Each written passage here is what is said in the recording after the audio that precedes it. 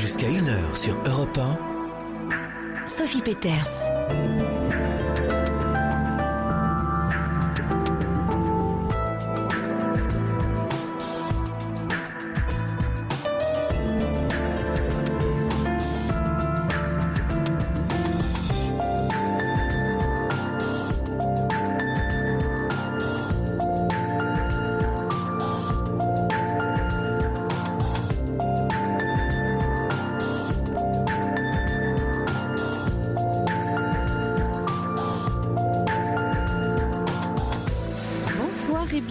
Dans la libre antenne pour ces 2 heures de direct ensemble.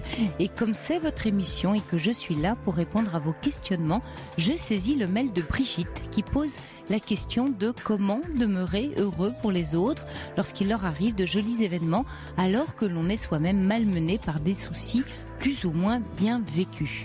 À l'image des parents qui se réjouissent de la joie de leur enfant, une relation de qualité prend en compte le bonheur d'autrui. Pas question ici de fausse condescendance, sorte de mauvaise séduction et autres stratégies conduisant à se faire bien voir par autrui. Il s'agit en fait de ce que l'on nomme l'altruisme. Des recherches ayant porté sur plusieurs centaines d'étudiants ont mis en évidence une corrélation indéniable entre l'altruisme et le bonheur, nous dit Mathieu Ricard, l'interprète français du Dalai Lama. Elles ont montré, dit-il encore, que les personnes qui se déclarent les plus heureuses sont aussi les plus altruistes. Toutefois, intégrer notre propre plaisir à celui de l'autre constitue une réelle difficulté, on en conviendra. L'authenticité altruiste demande une certaine dose d'équilibre et de travail sur soi. Je suis heureux pour vous. Cette petite phrase peut paraître anodine et pourtant elle cache des trésors de plénitude. Lorsqu'on la prononce à l'intention de quelqu'un ou qu'on la reçoit, l'intonation ne triche pas. Si elle vient du cœur, si elle est authentique, cette seule petite attention qui ne coûte rien engendre, justement par sa gratuité, la plus grande des richesses. Sentir que quelqu'un participe à notre bonheur le décuple.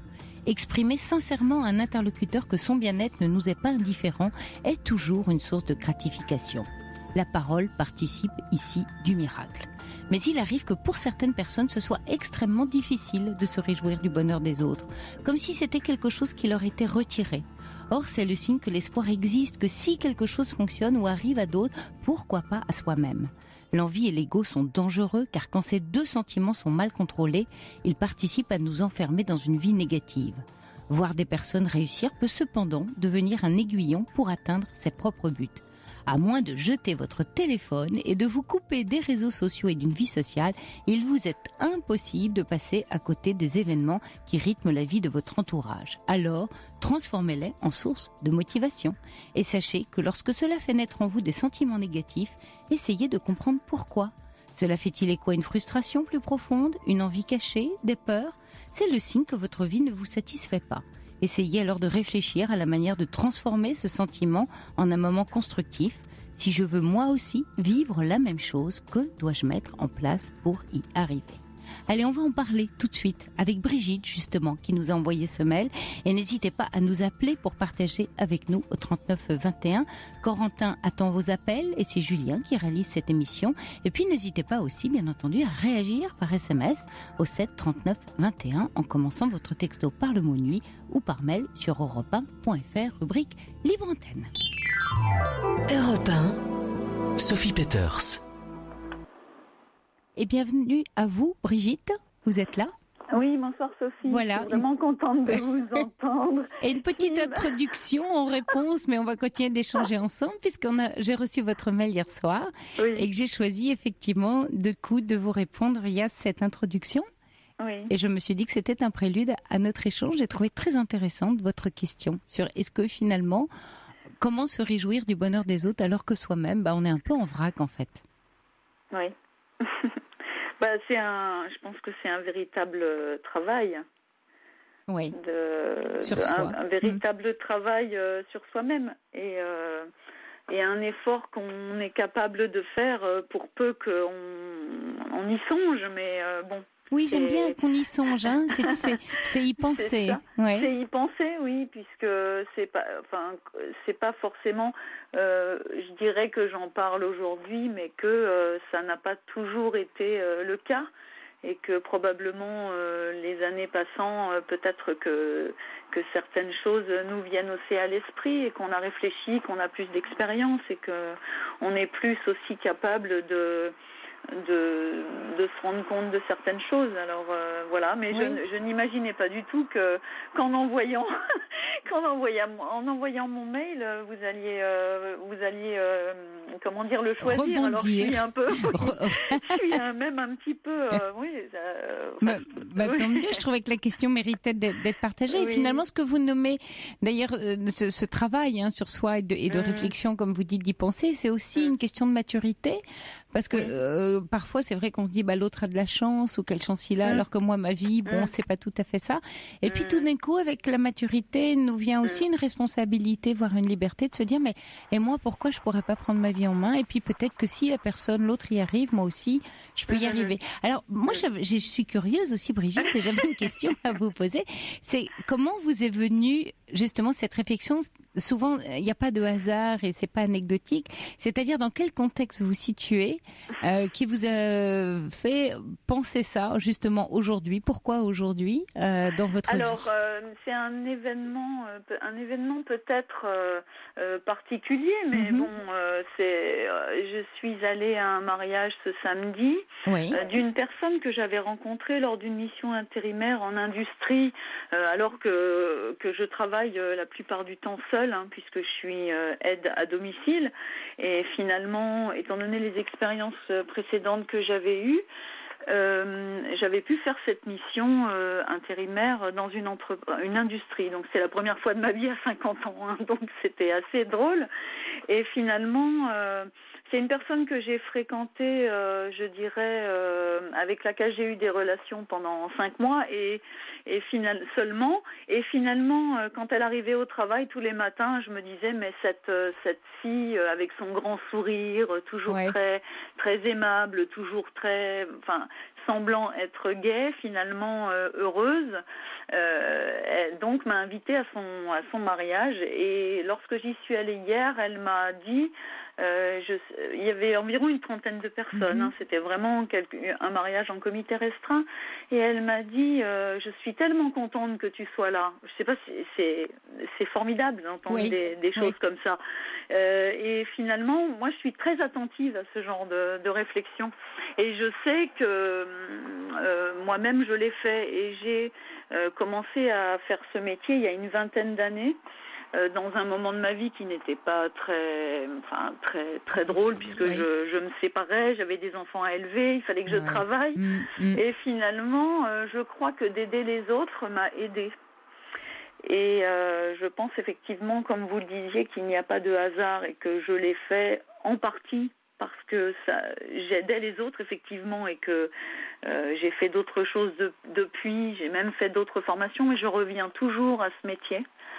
Parce que aider les autres, c'est certainement une vocation peut-être, et puis en même temps je pense que ça m'aide beaucoup, c'est-à-dire que je peux voir des personnes de tous les milieux, des personnes qui ont diverses problématiques, et à chaque fois l'adaptation me permet d'apprendre de nouvelles choses. Oui, et puis et ça permet aussi finalement de prendre de la ressource au travers de l'aide que vous apportez, sans être justement dans le sauvetage, parce que la relation d'aide, c'est pas du sauvetage, on est bien d'accord. Non. Ce sont souvent de courtes missions, bien que j'ai travaillé Ce sont des missions de quel ordre sur des années. Là, pour le moment, j'ai choisi de faire des missions intérimaires. Alors, ce sont, vous savez, quelquefois des assurances qui envoient une aide à domicile pendant quelques heures, pendant quelques semaines. Et finalement, je dois dire que le fait d'avoir à s'adapter, avoir à faire à une situation nouvelle et des personnes nouvelles, me force à chaque fois à déployer quand même une attention particulière et nouvelle. Et du coup, c'est aussi quelque chose qui me permet d'observer des nouvelles choses, forcément. pour moi-même. Oui, de vous nourrir, de vous en nourrir, exactement. Oui, et ça provoque quelquefois, je dirais, c'est évidemment c'est rare parce qu'on ne peut pas rester en relation avec tout le monde, mais je pense que ça a même provoqué certaines rencontres. Oui, voilà. C'est ça que je pensais. Oui, bien sûr. Certaines rencontres qui sont riches puisque finalement, quand vous procédez de cette façon, ce qui n'est pas du tout calculé, je veux dire c'est naturel, je dirais c'est spontané chez moi. Finalement, les personnes sentent vraiment qu'on prend soin d'elles et des choses qu'elles aiment chez elles, de leur intérieur. Et je crois qu'elles aiment ça, puisque certaines, du fait de leur maladie ou de leur blessure, laissent un peu tout aller. Oui. Elles laissent tout tomber, elles sont découragées. Et donc le fait de prendre soin réellement de leur maison et de ceux qu'elles aiment, comme si c'était presque chez moi, les miennes, eh bien ça leur apporte, je pense, beaucoup. Donc je pense qu'elles s'en rendent compte. Et que, finalement, ça amène toujours un échange après verbal, forcément. Oui, à la fois une prise de conscience parce qu'elle voit quelqu'un s'occuper du chez-soi, en fait. Oui, et puis également, vous leur remettez le pied à l'étrier. C'est que là où elles n'avaient plus la ressource, vous pouvez la leur redonner. C'est un peu ce qui se passe aussi, vous savez, en thérapie, dans la relation d'aide, des gens très déprimés qui arrivent sans ressources et qui viennent repuiser de la ressource pour après reprendre le trajet de leur vie et donc leur autonomie. C'est ça, parce que c'est trop lourd quelquefois de reprendre, je veux dire, ne serait-ce qu'un intérieur, une maison ou un appartement où vous avez tout laissé, et puis vous arrivez comme une tornade blanche, et puis d'un coup elles n'ont plus ce poids, et finalement après elles n'ont plus qu'à recontinuer un entretien régulier, et finalement c'est moins lourd, elles repartent sur des bonnes bases, et ça les soulage beaucoup. Et on ne s'imagine pas à quel point c'est extrêmement important. Voilà. Oui. Et donc, de saisir cette importance-là, eh bien, voilà, moi, je suis contente, quoi. Je suis contente pour elle. Et finalement, j'ai le sentiment aussi, je dirais, d'un travail bien fait. Et je me souviens d'une personne qui m'avait dit une fois, mais c'est quand même un travail ingrat et qui apporte peu de reconnaissance, et je lui avais expliqué que finalement je n'avais pas besoin de reconnaissance, mais que ma reconnaissance je l'avais pas par moi-même, mais que je ressentais quand même une reconnaissance, et que finalement on n'avait pas besoin forcément de me la témoigner, que j'étais sûre de ce que je faisais. Ah voilà. Oui, alors ça dit beaucoup de vous au travail, de votre personnalité au travail, Brigitte, parce que c'est vraiment le véritable sens de l'engagement au travail, cette notion qui est très chère à Yves Clos, l'un des grands psychologues du travail, qui est cette notion du travail bien fait. Et lui parle d'ailleurs quand on souffre au travail, il parle de travail empêché, quand on est empêché de faire un travail de qualité. Tout à fait. Et aujourd'hui, dans les pathologies liées au travail, notamment que ce soit le burn-out ou le mal-être, tout simplement au travail, c'est cette notion-là qui est très très forte. Quand l'individu se sent empêché de faire selon ce que lui imagine être, mais pas seulement imagine, enfin sait être plutôt, un travail de qualité. Et vous avez cette autonomie-là, parce que vous êtes chez quelqu'un. Exactement. Oui. Et finalement, je me suis rendu compte dans cette mission dont je vous parlais en industrie que finalement, on m'a confié une mission qualité, ce qui m'allait très bien, parce que j'ai aussi fait un peu des études là-dedans. Et finalement, c'est vrai que j'ai vraiment pris parti, je me suis vraiment intéressée à la question. Et comment dire, ça m'allait très bien. Et du coup, dans cette mission, figurez-vous que j'étais dans un endroit qui m'a permis de rencontrer plusieurs jeunes femmes qui avaient une dizaine d'années de moins que moi la plupart du temps. Et finalement, je me suis aperçue que j'étais fédératrice, mais sans me rendre compte en fait, Et finalement, effectivement, ce dont vous parlez d'une sorte de souffrance au travail, c'est que je pense qu'elle ne se sentait pas, n'avait pas cette joie, cette joie de sentir d'avoir la satisfaction très personnelle, très intime. C'est ça. de réaliser un travail de qualité. C'est ça. Alors que effectivement, j'essayais de leur dire, mais est-ce que tu te rends compte de ce que tu fais et qui demande quand même des talents par exemple, de précision, finalement, c'est quand même extraordinaire. Tout le monde ne serait pas capable de faire comme toi. Et enfin pour certaines d'entre elles, je disais ça. Et finalement, je crois que j'ai pas forcément su leur dire, mais si, c'est ce qu'on entend. En tout cas, vous avez su leur témoigner de ce qu'on appelle de la reconnaissance. Oui. Et ça, c'est très important au travail. Oui, c'est vrai. Oui, c'est aussi un des gages du bien-être au travail. C'est ce sentiment d'être reconnu dans ce qu'on fait et dans la qualité de ce qu'on fait. Oui, voilà. Alors, on peut se la témoigner, mais ça ne suffit pas. On a aussi besoin du regard de l'autre. Oui. Et les deux marchent de pair. En tout cas, pour en revenir effectivement à ce mariage et ce qui vous a inspiré le mail qu'on a reçu, c'est vrai qu'elle vous ait dit « Je suis heureuse que tu sois là », ça témoigne de l'importance du lien que vous avez su tisser. Et vous voyez, on est encore là dans le don et la gratuité, dans l'altruisme. Oui. Elle vous rend ce que vous lui avez offert d'une certaine manière. Oui, tout à fait. Et c'est très joli. Et c'est beau. Enfin, moi, je dirais que je ne suis pas lasse de tout ça et je suis même à chaque fois émerveillée, quoi. Quand ce genre de choses arrive, c'est quelque chose qui est formidable, quoi. C'est très enthousiasmant, c'est très motivant. Et c'est aussi ça, effectivement, que j'aime donner autour de moi quand c'est possible. C'est vrai que c'est beau. Oui, c'est beau. Il n'y a de richesse que d'hommes, hein. Oui. Dit la célèbre citation. Oui, et c'est vrai que ce que je me dis aussi souvent, c'est que si certaines personnes ne peuvent pas le donner, c'est que quelque part ils n'ont pas été encouragés. On n'a pas su les encourager. Donc c'est très passionnant. Les choses n'arrivent pas par hasard et c'est vrai que je me dis quelquefois quand une personne tombe malade ou alors qu'elle est blessée et que moi j'arrive à un endroit, je me dis mais peut-être que finalement sans me sentir un envoyé, je me dis mais peut-être que moi je peux discerner quelque chose et faire en sorte que cette personne se rende compte que finalement elle est quelqu'un ou qu'elle peut donner autant qu'on lui donne, quoi. Donc c'est très très motivant. Vous en parlez très bien, Brigitte, parce que c'est le sens de la réparation, de la résilience. Quand Boris Cyrulnik parle des tuteurs de résilience, et on est où on rencontre pour soi-même, où on peut l'être pour les autres, parce que ça marche dans les deux sens. À des moments de la vie, c'est ces rencontres qui nous aident à devenir résilients, c'est-à-dire la résilience. Je le rappelle parce que ça existe. C'est un terme en fait technique qui vient des matériaux, de l'industrie des matériaux, et qui est qu'en fait après un choc, un matériau reprend sa forme initiale.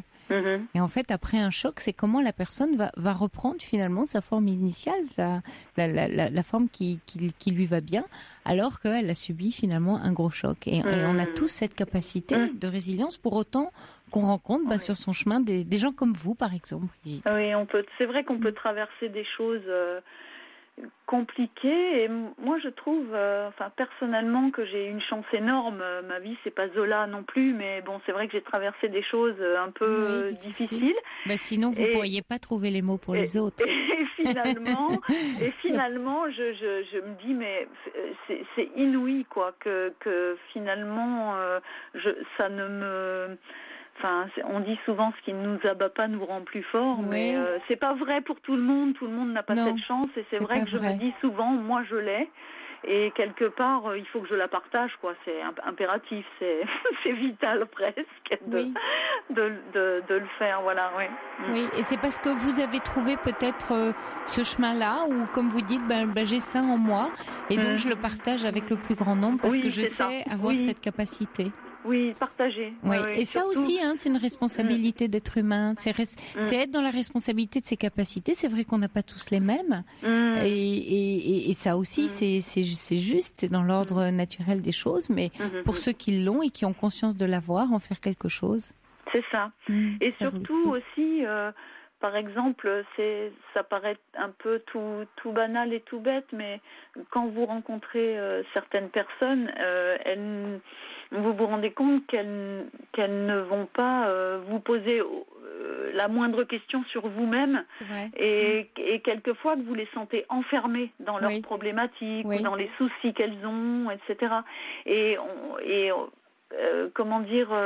On se rend compte que c'est très difficile de les en extraire parfois. Il y a même, pour connaître une personne qui est comme ça, cette personne, elle va me dire, mais tu sais ce qu'il m'a dit, comme si vraiment je savais de qui il s'agissait, etc. C'est incroyable, quoi. Et finalement, je n'arrive pas à la sortir de sa problématique. Là, pour le coup, j'échoue. Mais parce qu'elle n'est pas demandeuse, Brigitte. Vous pouvez pas. Vous voyez, c'est là où c'est la différence du cadre de la thérapie, où quelqu'un qui vient voir un thérapeute a quand même une demande. Sinon, il prendrait pas la démarche de prendre un rendez-vous. Quelquefois, il y a des gens qui développent bien sûr des résistances. Alors, ils vont comme chez le thérapeute avec des résistances. Mais là, dans le cas précis, c'est quelqu'un qui ne vous demande pas d'aide et qui ne vous demande pas de l'aider. Donc, vous échouez forcément puisqu'il n'y a pas de demande.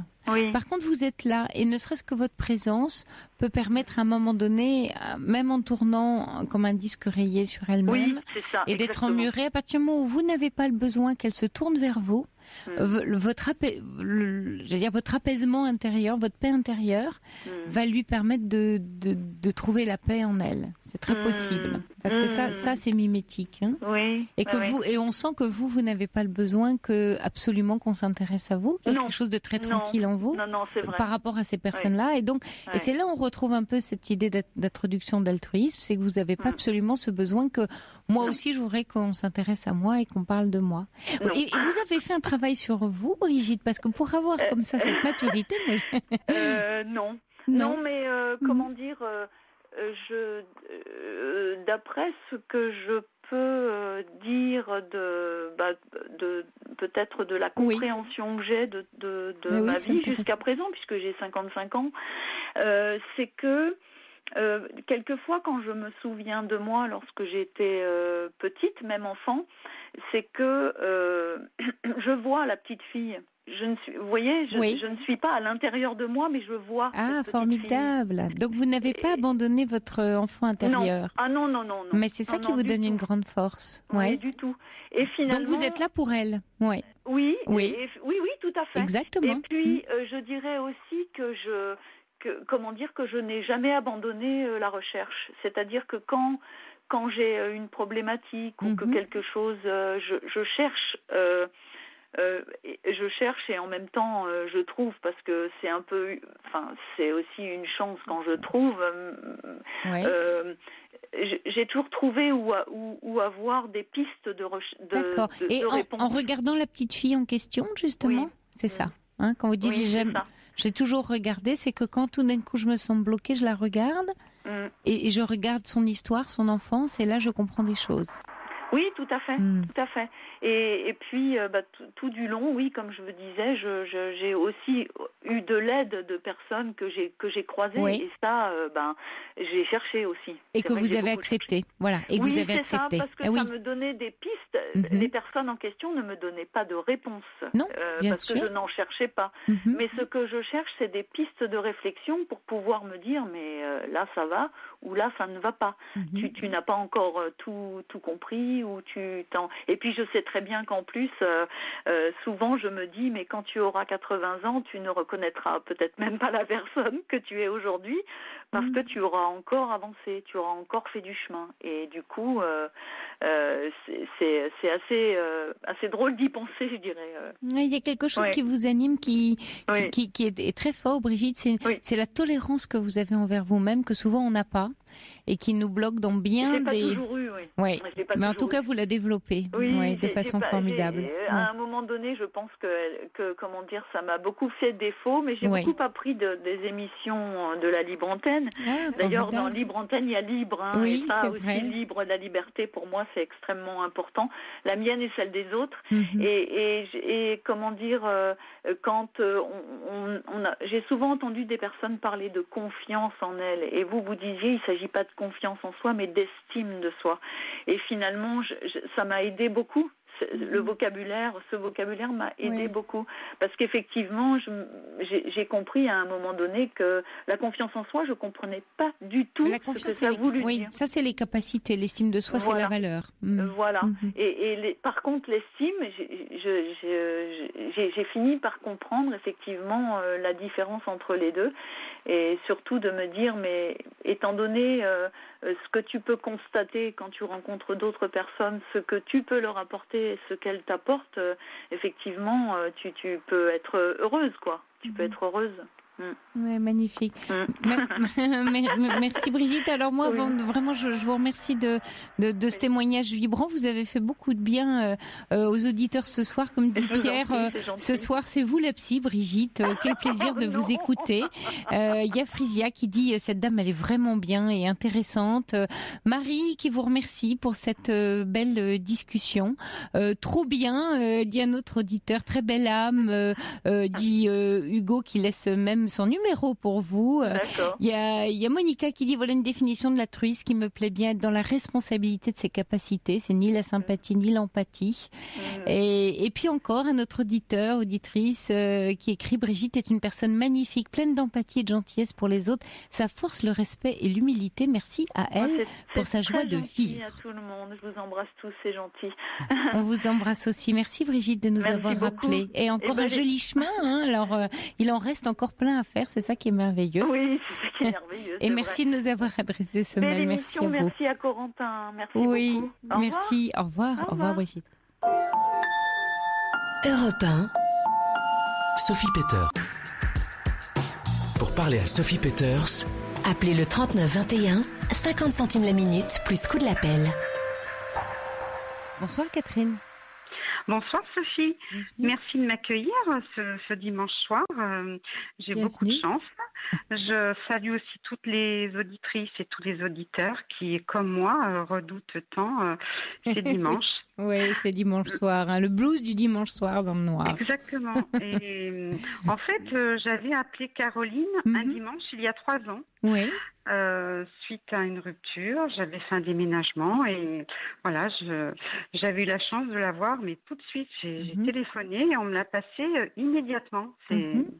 C'est pour ça qu'il faut pas hésiter. C'est pour ça qu'il faut pas hésiter, on est là, on répond. Et aujourd'hui, 3 ans après, je réédite. Oui. À l'occasion d'une rupture encore, Catherine ? Oui, une nouvelle rupture. Oui. Alors justement, je voulais avoir un petit peu votre avis parce que ce dernier homme que j'avais rencontré, on a eu une histoire pendant 2 ans et demi, en fait, était un peu la copie de celui qui m'avait quittée. Et je pensais retrouver en lui toutes les qualités et à la fois les défauts plutôt. Et c'est pour ça que je n'arrive pas à comprendre que forcément cette fois-ci c'est moi qui ai pris la décision d'arrêter parce que j'ai eu le sentiment que cette personne m'avait aidé à passer un cap. Oui, et que le cap est passé. Oui. Le cap est passé. C'est fort possible. Je me suis rendu compte qu'il n'avait pas remplacé l'autre personne forcément et que c'était parti sur des bases qui n'étaient pas suffisamment solides, de ma part. Et je me pose la question, je voudrais savoir si beaucoup de personnes réagissent comme moi, parce que j'ai le sentiment que j'aime beaucoup l'idée du couple, mais lorsque j'en fais partie, je crois que j'aime plus l'idée du couple que de vivre vraiment avec la personne. Et chaque fois, c'est comme une déception. Et à la fois, j'ai le sentiment d'être en échec constamment. Oui. Voilà. C'est une très bonne question que vous posez, Catherine, parce qu'effectivement, c'est une question très très fréquente. Et c'est vrai qu'on est nombreux à aimer beaucoup l'idée du couple, mais à avoir beaucoup de difficultés à le vivre. Et d'ailleurs, dans idée, il y a idéal. Et donc, l'idée du couple, c'est un idéal de couple. Et on a tous, bien sûr, hérité de notre enfance, d'abord des parents. Alors, soit que le couple des parents était pour l'enfant un idéal, c'est-à-dire qu'on veuille le reproduire, soit qu'il n'en était surtout pas un et qu'on veuille faire très différemment. Donc ça, c'est déjà le premier cran. Puis après, la première histoire d'amour qui commence à poser les bases d'un certain idéal. Et puis après, ça s'enchaîne. Et comme ça ne correspond jamais, parce que rien ne correspond à un idéal, et ben dans le quotidien, on dit non, c'est pas ça, non, ça peut pas être ça. Il y a bien un idéal qui m'attend quelque part. Et on peut passer toute une vie ou beaucoup d'années à changer de partenaire sous couvert d'être dans cette quête d'idéal. Oui, mais ça crée une instabilité affective énorme. Et j'ai toujours le sentiment d'être pas dans une honnêteté vis-à-vis de la personne qui partage ma vie. Alors que je le veux vraiment, je souhaiterais que ça réussisse, que ça marche, que ça soit... En plus, je suis très passionnée et passionnelle. Ah bah oui, quand on a un idéal de couple, on est très passionné et passionnel parce qu'on veut que ce soit magnifique tout le temps, un vrai feu d'artifice. Donc quand les feux sont pas assez beaux, on s'ennuie et on se dit qu'on n'aime plus. C'est ça qui se passe pour vous, Catherine ? Oui, mais c'est une quête constante. Je suis toujours dans cette recherche d'un mieux-être avec quelqu'un. J'aime aussi quand même séduire, mais maintenant je suis quand même un petit peu fatiguée de cette recherche qui est très illusoire, qui est une illusion. Voilà. Et je leur reproche toujours à eux, je leur dis qu'ils m'ont fait vivre dans une illusion. Mais je crois que c'est pas vraiment eux qui... Non, c'est vous qui l'a fabriqué, l'illusion. Oui. Oui, et je reproduis toujours le même schéma. Et chaque fois, je me dis, je ne recommencerai pas de la même manière. Je pense que ces expériences vont me servir, mais malheureusement, j'ai cette sensation de retomber chaque fois dans le même schéma, toujours. Donc, j'ai suivi une psychothérapie pendant 1 an et demi. Et puis, je me suis crue un petit peu forte et sortie d'affaires. Donc, j'ai arrêté de moi-même, mais en fait, je crois que le travail n'est pas terminé. Et... Quelle relation vous aviez avec votre papa, Catherine ? Je l'admirais, mais j'étais très effrayée. Il était très sévère, très strict. Très sévère, oui. Il ne disait jamais son amour. Et la seule manière pour qu'il s'occupe de moi avec l'affection, je tombais tout le temps malade pour qu'il s'intéresse un petit peu à moi. Voilà. Donc, j'étais asthmatique et je savais créer des crises pour qu'il s'occupe de moi.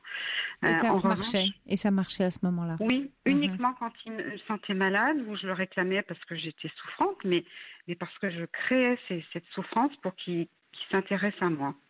Or, c'était un homme extraordinaire parce qu'il travaillait beaucoup et qui était un très bon père de famille, mais c'était peut-être pas l'époque où on disait à son enfant qu'on l'aimait. Oui.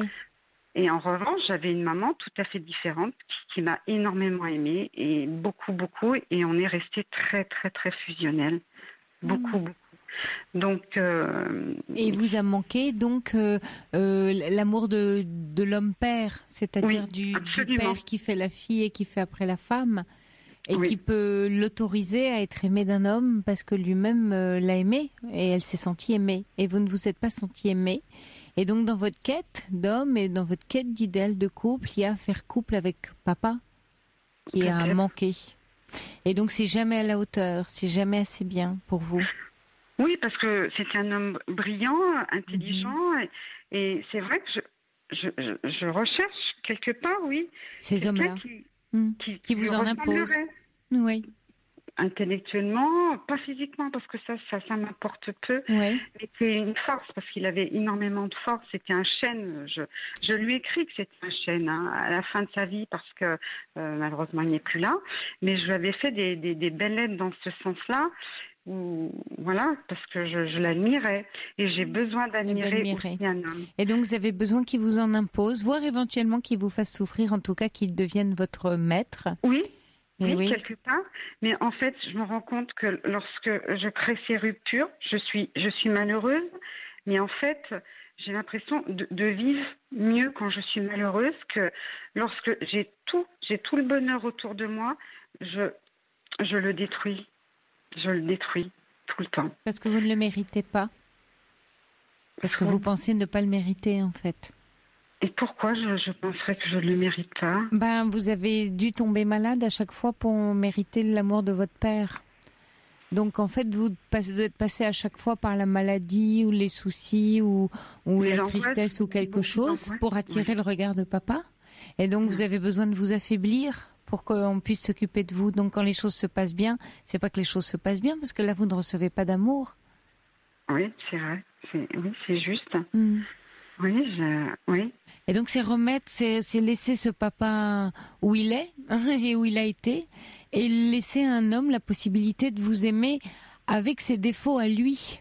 C'est ça votre enjeu pour vous, pour grandir, Catherine. Sinon, vous risquez de rester très longtemps encore la petite fille de votre papa et de pas accéder à cette femme qui a le droit d'être aimée sur quelque chose qui est, j'allais dire, presque... C'est-à-dire que parfois, c'est confortable de rester enfant, même vis-à-vis d'un compagnon qui parfois peut le comprendre, mais aussi je sais que ça peut l'agacer et l'empêcher aussi de m'aimer comme une femme, je crois bien. Oui. Et c'est ça qui crée aussi un déséquilibre dans le couple. Parce que dès que la phase de séduction est passée, où je sais que l'homme tombe rapidement amoureux, mais après, au fil du temps, je ne suis plus la même femme qu'ils ont connue. Oui, mais parce qu'il vous en impose plus. Dès qu'il est amoureux de vous, il vous intéresse plus. Oui. Vous avez besoin de vous sentir dominé et voire mal aimé pour vous sentir aimé. Parce que ce premier amour-là, le premier amour de la petite fille, c'est séquencé comme ça. Et donc pour vous, un amour qui a de la valeur, c'est celui où finalement on vous regarde pas tant que ça. Mais quand tout d'un coup on s'intéresse à vous et qu'on vous regarde, c'est trop facile. Oui, ça a perdu de son intérêt. Oui, donc vous êtes dans un rapport aussi de dominant-dominé qui n'augure pas de ce qu'est un couple. Et donc faire couple, c'est pas être dans ce rapport dominant-dominé, parce que là on souffre beaucoup. Et soit on se détruit ou on détruit l'autre. En tout cas, on va pas très loin. Oui. Comme attelage. Oui, absolument. Et vous pensez qu'est-ce que je dois faire pour essayer de changer cette attitude, ce comportement intérieur, parce que c'est déjà. Oui, Catherine. J'évoque souvent, je dis souvent, j'ai des états d'âme qui changent très très vite dans une journée. Je peux être très très heureuse, joyeuse, et puis quelques heures après, je suis de nouveau dans une forme de tristesse. Ils ne comprennent pas. Je ne sais pas non plus l'expliquer. Parce que vous, par exemple, ça arrive à un moment donné, vous vous sentez insatisfaite de ce qui est en train de se vivre dans le couple à ce moment-là, et ça vous rend très triste. Vous êtes très déçue. Oui. Un mot, un regard, une action, et tout d'un coup, c'est votre ciel qui s'assombrit. C'est comme ça que ça se passe pour vous, Catherine? C'est pas toujours parce qu'ils ont fait quelque chose, qu'ils n'ont pas fait quelque chose. Oui. C'est vraiment dans mon tempérament qui peut être qui change, mais sans vraiment il n'y a pas eu un état de fait. C'est-à-dire que j'ai souvent la mélancolie qui est là, qui vient sans que je puisse la stopper, et elle peut durer quelques heures, quelques jours. Elle est toujours même liée à certaines pensées dont vous n'avez peut-être pas conscience. Ce qui pourrait vous aider, c'est au moment où vous avez ces accès de mélancolie, d'essayer de prendre conscience de ce que vous êtes en train de vous dire sur la vie, sur lui, sur l'amour, sur l'autre, sur votre vie, sur vous-même. Quelle petite histoire vous êtes en train de vous raconter à ce moment-là? Quel est le dialogue intérieur qui se noue, qui vous fait basculer émotionnellement et dont vous n'avez pour l'instant pas conscience, mais d'être à l'écoute de ce dialogue-là? Parce que vous vous dites bien quelque chose, il est en train de se passer quelque chose, mais c'est très loin, vous l'entendez pas encore. Il faut monter le son pour l'entendre. J'ai toujours la sensation d'avoir ce manège enchanté et désenchanté de beaucoup de pensées qui affluent tout le temps. Et je suis obligée de me concentrer sur d'autres tâches pour éviter de penser. Alors aussi, c'est aussi un peu grâce à vous que le soir, en écoutant votre émission, mais depuis très très longtemps, ça chasse toutes ces idées. Et oui, parce que vous vous concentrez à l'extérieur de vous, sur autre chose et du coup vous entendez moins ce qui se passe à l'intérieur. Mais alors c'est justement parce que vous l'écoutez pas qu'il vous envahit à certains moments où la radio est coupée et à ce moment-là le son intérieur se fait plus pressant. Faut l'écouter ce son-là, Catherine, il est très important. Oui, mais parfois j'ai pas envie de l'écouter. Ah, parce que pourquoi? j'ai trop peur. Parce que j'ai peur ça me fait trop m'emmène. peur. Oui, qui vous emmène où? Sur des chemins que je n'ai pas envie d'emprunter, que vous maîtriseriez pas, que vous seriez trop triste, envahi, que vous seriez débordé, un peu comme un torrent dont vous contenez un torrent. Exactement. Je le contiens comme si c'était beaucoup de chevaux et que je les retienne tout le temps. Oui, je comprends. Mais alors ils font plus fort que vous, ils vous prennent la main. C'est épuisant, bien sûr. C'est très épuisant. Oui. Vous êtes déjà allé consulter quelqu'un, Catherine? Vous avez un peu parlé de votre histoire, de vous? Oui. On est resté au stade pendant 1 an et demi uniquement sur mes rapports avec ma maman. Donc c'était tout à fait juste. Tout ce qui a été échangé était juste, mais vous n'avez pas le sentiment que vous ait aidé dans le quotidien? Ça n'a pas changé quelque chose pour vous? Non, parce que j'ai commencé quand même à faire des petits exercices, à moins téléphoner, à pas prendre de la distance parce que j'ai pas pu, parce qu'elle m'a pas demandé vraiment de prendre de la distance, mais bon, j'ai commencé un petit peu à me détacher doucement, mais c'est pas facile. C'était pas facile. Et finalement, je crois que j'ai préféré arrêter la psychothérapie parce que j'avais peur que ça m'éloigne justement de ce lien maternel qui est si fort, et qui est important en même temps pour vous. m'empêche. J'ai l'impression aussi qu'il m'empêche de vivre pleinement.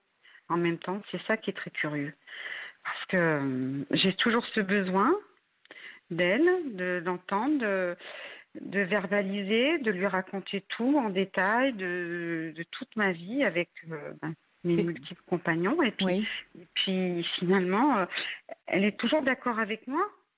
Donc du coup, je prends mes décisions en collégiale avec elle. Mais est-ce que c'est toujours moi qui décide? Je ne sais pas, je ne suis pas sûre. Ah oui, cette maman, et en fait c'est un peu votre maman, votre psy, sans que ce soit une très très bonne idée en soi. Mais en tout cas, elle est là et vous avez confiance en elle. Si elle ne fait que vous écouter et ne pas peser sur vos décisions, elle est un témoin en fait, dont elle vous tient la main.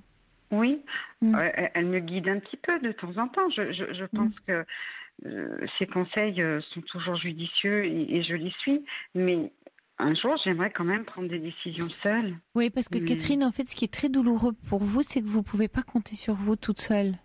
Et ça, ça vous aide pas à pouvoir aussi accueillir un homme dans votre vie et à compter sur l'autre, parce que quand on peut pas compter sur soi, c'est difficile aussi de compter sur l'autre.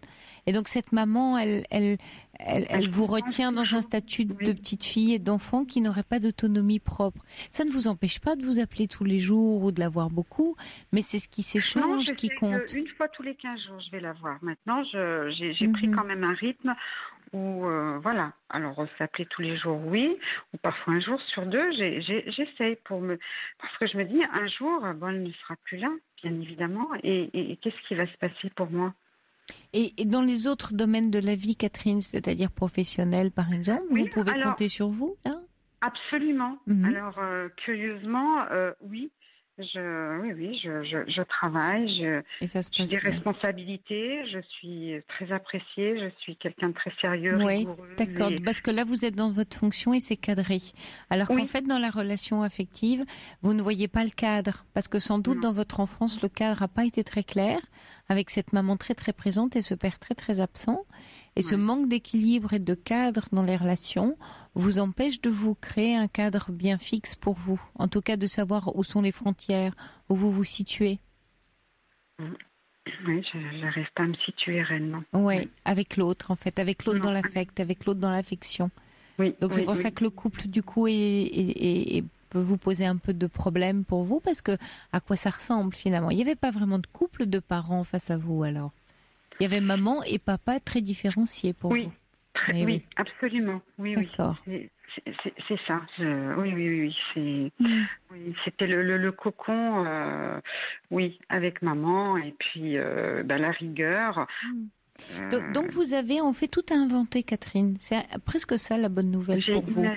J'ai tout imaginé. Mais non, vous avez tout à inventer pour vous désormais. Non, je ne dis pas que vous avez imaginé. Vous de partir comme d'une feuille blanche sur le couple et l'amour.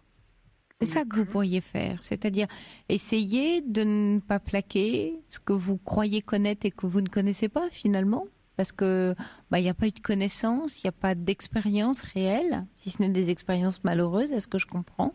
Oui, c'est le troisième. Voilà, et donc vous donnez la chance ou la possibilité de construire quelque chose de résolument nouveau en arrêtant vos projections, vos idéalisations, l'idée que vous vous faites de ce que ça devrait être. Et prendre les choses comme elles sont, mais pas ça devrait être comme ci ou comme ça. D'accord. Mais il faut un petit peu de temps. Oui, un petit peu de temps, et puis surtout bien vous écouter, bien vous observer.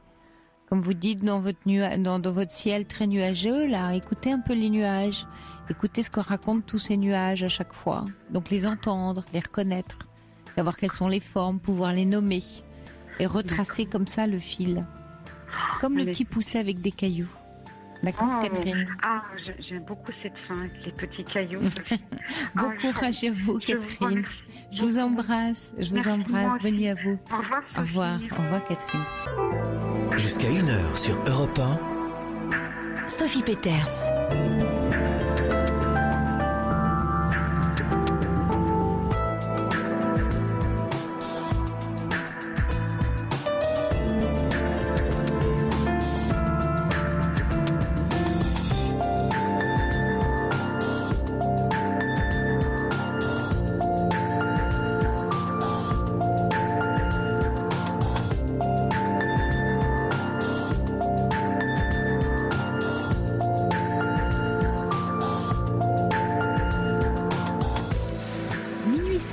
Vous écoutez Europe 1 et c'est la libre antenne qui se poursuit avec vous et en direct pendant encore 1 heure. Vous êtes peut-être de retour de vacances ou sur le point peut-être aussi de reprendre votre travail demain matin. Et oui, c'est la rentrée, pas encore la rentrée des classes, mais en tout cas sans doute la rentrée des bureaux demain. Et puis cette libre antenne demain qu'on va placer ce soir sous le signe de l'altruisme, de la bienveillance, avec cette petite phrase qu'on avait en introduction tout à l'heure avec Brigitte.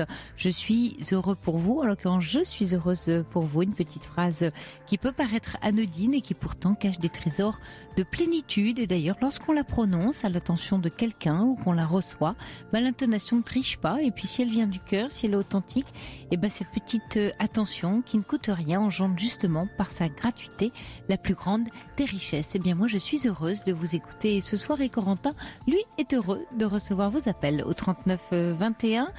C'est Julien qui réalise cette émission. Et puis n'oubliez pas que vous pouvez bien entendu réagir par SMS au 7 39 21 en commençant par le mot nuit ou par mail sur europe1.fr rubrique Libre Antenne.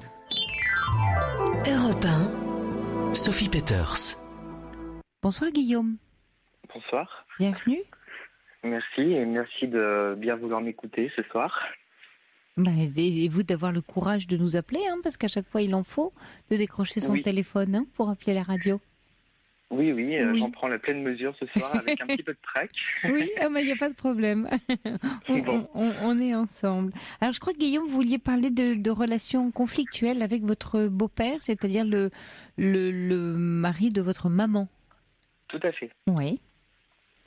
Tout à fait. Et ce qui m'a poussé à vous écrire au départ, c'est que la semaine dernière, j'ai eu une violente dispute avec lui. Oui. Qui n'est partie de vraiment rien du tout et qui a pris des proportions immédiatement énormes parce qu'on a eu toujours des relations assez tendues, conflictuelles. Et voilà, donc je suis partie de chez mes parents en claquant la porte, en leur rendant les clés et en disant que je ne remettrai pas les pieds là-bas. Vous avez quel âge, Guillaume ?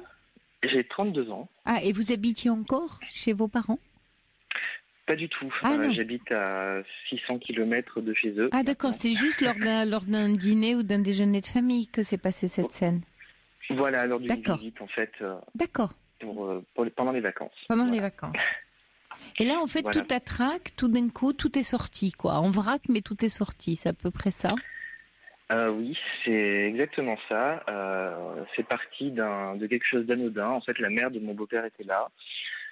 C'est un beau-père que j'ai depuis l'âge de 2 ans et demi à peu près, Ouais. je crois. Donc bon, sans Vous... avoir de père à côté. Donc Est-ce que votre c'est lui papa qui... était quoi, décédé ou absent? Absent. Vous l'avez pas connu ou vous le connaissez? Il existe, papa? Alors il existe, mais je ne le connais pas. Ouais. Ma mère est partie quand j'étais tout petit avec moi parce qu'il était violent et qu'il buvait beaucoup. Et donc moi, entre-temps, elle s'est mise avec mon beau-père et voilà. Et si vous voulez, j'ai toujours eu le sentiment, enfin c'est pas qu'un sentiment parce qu'il y a eu beaucoup d'agressivité, de violence verbale et physique de sa part, mais j'ai toujours eu le sentiment qu'il ne me supportait pas. Alors les relations se sont apaisées avec le temps et surtout parce que je ne dis plus rien. Mais j'ai rien oublié malheureusement et c'est vrai que aujourd'hui, la semaine dernière, j'ai pas pu retenir ce que j'avais à dire. Voilà. C'est la première fois en fait que vous exprimez tout ce que vous avez sur le cœur depuis tant d'années. Il y a eu des moments de violente altercation, mais c'est la première fois effectivement que là j'ai crié plus fort que lui en fait. Voilà. Et donc c'est quelque chose, si vous voulez, qui a une grande importance pour moi parce que quelque part j'en éprouve une certaine fierté. Oui, bien sûr. Et d'autre part, je me sens mal, déchirée parce qu'autour il y a ma mère, il y a les enfants de ma mère et mon beau-père qui nous aiment tous les deux, qui souffrent de cette situation. Alors, vous avez donc un frère et un demi-frère, une demi-sœur, c'est ça, Guillaume? Tout à fait, tout à fait. Qui sont plus jeunes que vous, donc vous êtes l'aîné de la fratrie. Voilà, c'est ça. Un frère de 5 ans plus jeune que moi, donc on a été élevés ensemble, et puis une petite sœur, on a 14 ans d'écart. Ouais. Voilà. Et ce beau-père, il a aussi été très violent et avec son fils et sa fille, avec ses enfants? Non, pas du tout. Pour ma part, j'ai toujours reçu des violentes critiques, des réflexions, des accusations à tort de choses que j'avais soi-disant faites qui étaient fausses.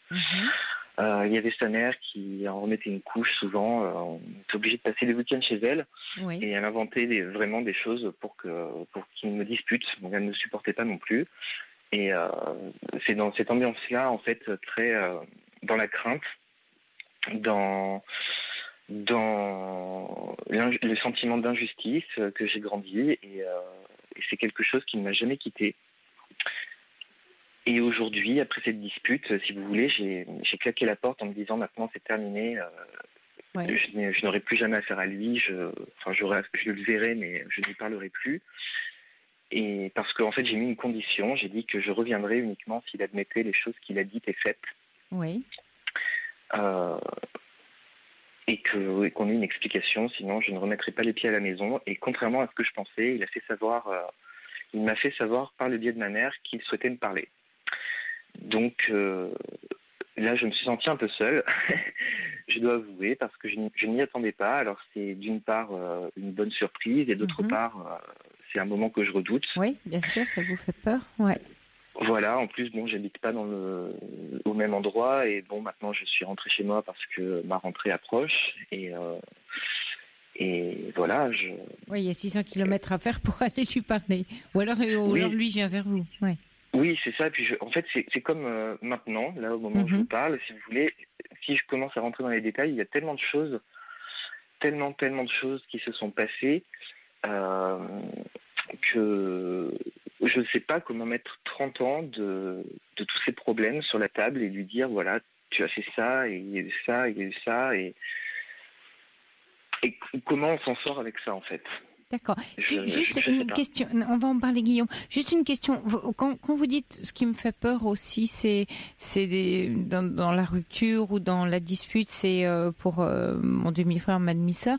Est-ce que le reste de la famille, frères et sœurs et votre maman, ont été témoins de la dispute ou pas, ou c'était juste entre vous deux et personne vous a entendu? Qui a été témoin? Oui. Alors, ont été témoins ma maman, ma sœur. Ok. Qui est arrivée après le début, donc elle n'a pas du tout compris ce qui se passait. Elle a beaucoup pleuré parce qu'elle a cru que je partais définitivement, mais que je coupais les ponts avec tout le monde. Donc ça, c'est des choses que j'ai remis en place après par SMS avec elle. Bien sûr. Et on s'est revus entre-temps. Et ma mère, elle comprend un peu, parce qu'ils ont été témoins quand même d'un peu dans leur enfance, j'imagine, de tous ces faits. Justement, ma sœur était vraiment très petite, donc elle a pas vraiment vu ça. Elle a toujours vécu en ayant le sentiment qu'il y avait un malaise, sans savoir vraiment ce que c'était, pouvoir mettre les mots dessus. Donc ça, c'est encore autre chose. Mais elle a bien senti qu'il y avait un malaise. Voilà, et puis elle a ses propres soucis d'entente avec lui, apparemment.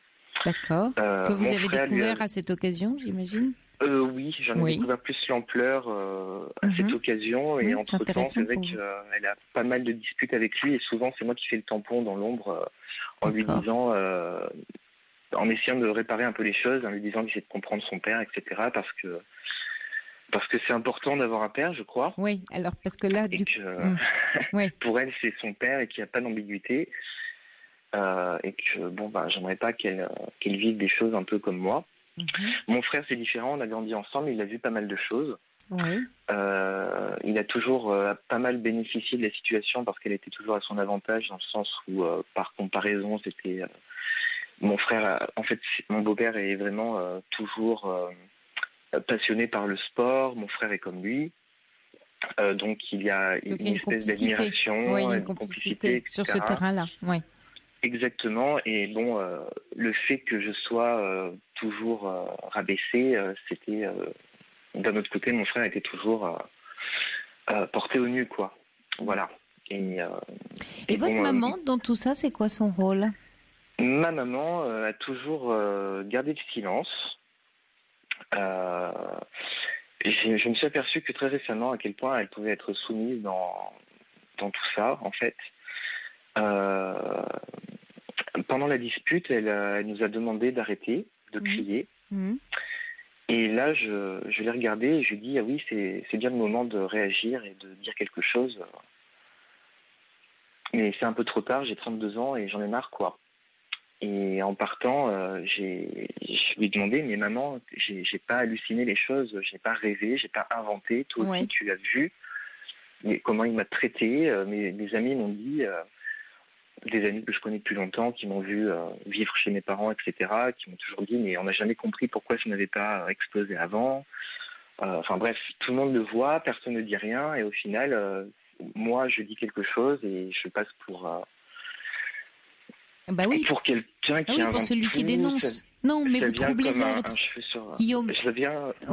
Oui, c'est que, en fait, vous savez, dans une famille, quand tout d'un coup, jusqu'à présent, vous aviez tout contenu et que tout d'un coup vous explosez, vous venez troubler un ordre entre guillemets établi, et donc où tout le monde se taisait, tout le monde faisait avec.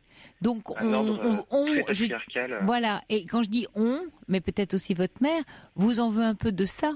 Pas de qui vous êtes bien sûr, mais tout d'un coup c'est zut, la bombe elle a explosé, donc qu'est-ce qu'on fait maintenant?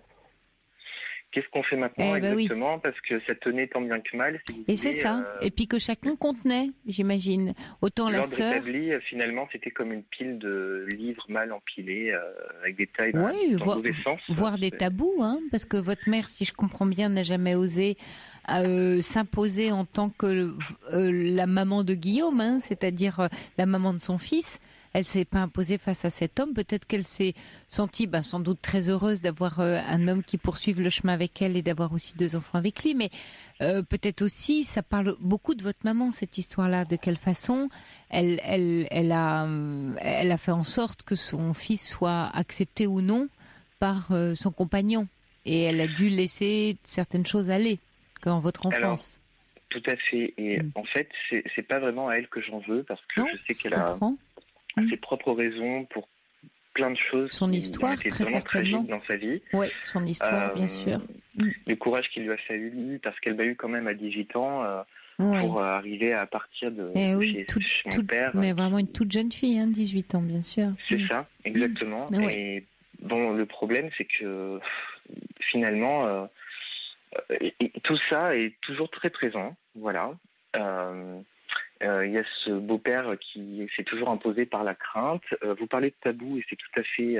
Vous mettez vraiment le doigt sur quelque chose d'important parce que dans les tabous, il y a justement notre relation et la question du père. Oui. Parce que j'ai appelé cet homme papa toute ma vie, très tôt, mais je ne sais pas comment ça a commencé. Je ne m'en rappelle plus en fait. Et il était hors de question de parler de mon père biologique. Donc ça a toujours été là sans être là. Aucune explication ni quoi que ce soit. Et j'ai ce père ce beau-père finalement qui est un usurpateur pour vous, psychologiquement j'entends. D'accord. Bah oui, parce qu'en fait, vous l'avez, que vous l'ayez appelé papa, pourquoi pas? Parce que vous êtes un petit enfant et il avait cette figure d'autorité. Mais lui, l'adulte, savait qu'il était un père d'adoption pour vous et qu'il vous accueillait. C'est lui l'adulte, c'est vous l'enfant. Et donc, en imposant son autorité et en vous imposant qu'il était sans réelle affection, c'est ce qu'on comprend. En tout cas, c'est ce que vous avez ressenti et ce dont vous avez manqué de sa part. Vous lui avez donné votre affection de petit garçon à l'appelant papa. C'était de l'affection, ça. Et je l'ai toujours prise en pleine figure.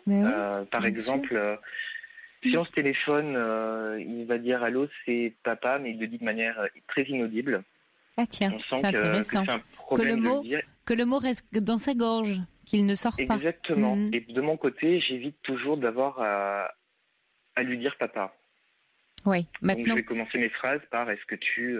je vais pas l'interpeller par ce nom-là. Et malgré tout, c'est beaucoup de choses. C'est beaucoup de choses. C'est ce qu'on... Qui sont emmêlées. Et dans cet imbroglio, moi, je ne sais pas par quel côté on commence. La phrase que vous avez dite en disant que c'était lui l'adulte et moi l'enfant, c'est exactement ce que je lui ai dit. Oui, très bien. Parce qu'en fait, ne pas donner son affection, c'est une chose, mais par contre, aux yeux du monde extérieur, les amis, la famille étendue, etc., tout le monde estime que je lui suis redevable, que c'est un homme formidable. Ah oui, il a sauvé la mère et l'enfant. Il est, vous savez, exactement. Ah dans la mythologie, voire la Bible, il a recueilli la mère et l'enfant. Donc lui, il a toujours eu le sentiment, tout le monde me voit comme un fils qui a eu de la chance. D'avoir un père pour l'élever. Exactement, sauf que moi je me suis toujours considéré, c'est quelque chose auquel je me suis identifié assez récemment, dans des pièces de théâtre un peu anciennes, la figure du bâtard en fait, comparée à celle du fils légitime et finalement qui doit toujours prouver quelque chose en plus pour se faire accepter. Exactement, qui est toujours celui à qui on prête les mauvaises intentions. Oui. Et voilà, j'ai l'impression d'avoir évolué aussi dans des choses comme ça, très ancrées, des schémas, des choses comme ça, voilà. Et si vous voulez, c'est quelqu'un qui a été capable, parce qu'en fait, il m'a déjà dit qu'il m'aimait, une fois. Oui, quand? Vous aviez quel âge? J'étais adolescent, on a eu une grosse dispute, je devais avoir 17 ou 18 ans, quelque chose comme ça, et je ne sais plus ce que j'avais dû faire ou ne pas faire. Mais bon, le fait est qu'il m'a violemment frappé. C'était vraiment des passages à tabac.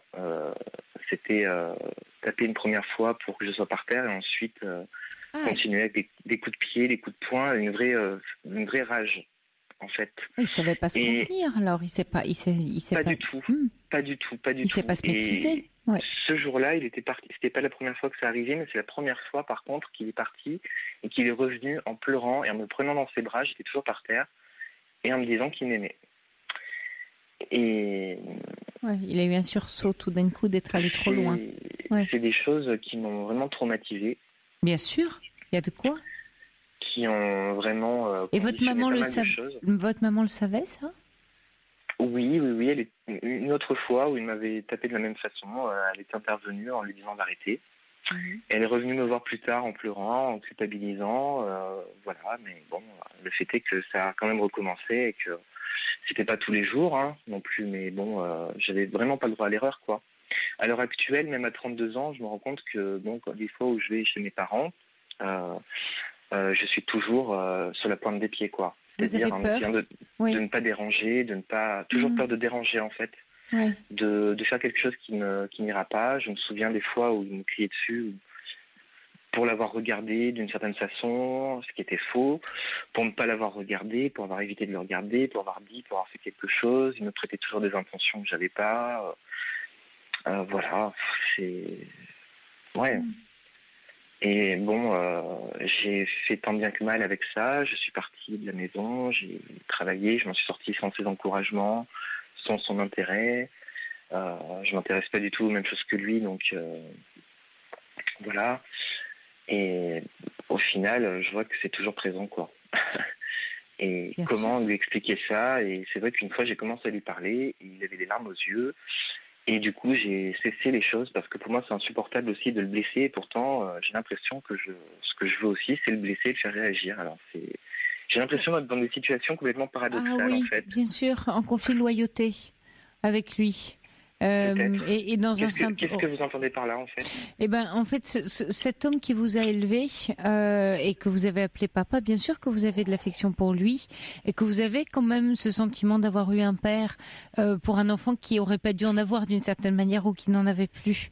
Donc il y a quelque chose de redevable à cet homme, et à cette figure de père qui s'est vraiment comporté comme tel d'une certaine manière dans le fait de vous élever, mais mal, il s'est mal comporté.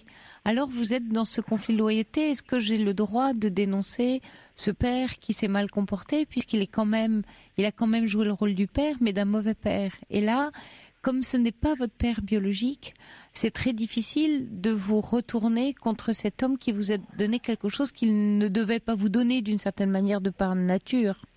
C'est-à-dire de par nature biologique. Donc vous êtes coincé et c'est pas du tout paradoxal ce que vous vivez, Guillaume. Enfin, je comprends que vous sentiez écartelé là-dedans, mais c'est très juste. C'est-à-dire que cet écartèlement témoigne d'une situation d'écartèlement du petit enfant. Oui, c'est vrai, c'est vraiment l'écartèlement. Et d'un adulte qui n'a pas su ni tenir une place juste auprès de vous, qui n'a pas du tout fait preuve ni de responsabilité, ni de maturité, ni de bienveillance, ni du tout finalement de rôle de père et qui a versé ou déversé sur vous sa violence d'adulte. Je ne sais pas quelle est son histoire d'ailleurs à cet homme. Est-ce que lui-même a été battu? Quelle est son histoire? Mais ça vient de loin chez lui. Ah oui, parce que son père est décédé, il était très jeune. Très symboliquement, ça va peut-être vous faire rire ce que je vais vous dire, mais pour moi c'est quelque chose qui est complètement insupportable. Il nous racontait que du jour où son père est mort, sa mère l'a mis en bout de table avec un couteau spécial d'homme, là, vous savez. Vraiment l'image parfaite patriarcale de la campagne. Et il avait quel âge? 10 ans, je crois. Ouais. Et bon, moi, je peux vous dire que si un jour j'ai un appartement assez grand pour avoir une table, elle sera ronde. Parce que ça, c'est un truc, voilà. Et effectivement, ça a toujours été comme ça à la maison. Il a toujours été en bout de table. Ça a toujours été le patron, le maître, Et voilà, que maman lui a donné à 10 ans toute puissance à la place du père, alors qu'il n'en avait pas. Vous voyez la maturité du tout. Et donc, il est totalement immature, ce beau-père. Et il ne sait pas se maîtriser. Je crois. Alors avec le temps, si vous voulez, il s'est beaucoup calmé. Je n'ai plus vu de crise de violence comme ça. Ça s'est transformé un peu différemment avec le temps. Si jamais une altercation avait lieu, il l'a transformé en... il se faisait passer pour la victime, une victime de moi. Comme si j'avais toujours pourri la vie, comme si... Oui, tout ça a été de votre faute et c'était vous, l'enfant insupportable, qui justifie ces actes de colère et de violence. Il a de quoi être mécontent de vous, c'est ça son discours. Oui, c'est ce qu'il m'a dit quand on s'est disputé, là, il a dit avec tout ce qu'on a fait pour toi, on a toujours été super, malgré ton caractère de... MERDE. Voilà, donc sauf que le caractère en question, c'était plutôt être un enfant qui est renfermé, qui était renfermé parce que j'avais le droit de rien faire. Et puis même le fait d'avoir, même ce que je faisais de bien n'était pas bien. Il me reprochait, il me disait que je l'emmerdais avec mon intelligence. Qui vous a sauvé manifestement, Guillaume. Oui, c'est ce qu'on comprend. Ça m'a permis d'avoir le travail que j'ai maintenant et pourtant sans aucune confiance en moi. J'avais vraiment intégré son. Oui, tout son dénigrement. Oui, parce qu'il y a Monica qui dit pourtant et malgré tout vous avez l'air bien construit. Qui vous a construit? Mais c'est ce que m'a dit la psy que j'ai vue pendant un certain temps. Oui.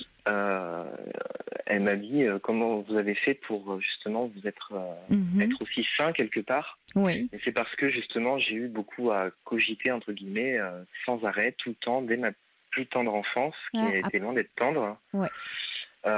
Et du coup, je crois, une capacité à raisonner sur ces choses-là, émotionnelles. Exactement. Et vous avez pensé, très jeune, ce qui vous arrivait. Et donc, vous avez pu créer une représentation et vous en sortir avec ça et comprendre surtout que c'était pas juste.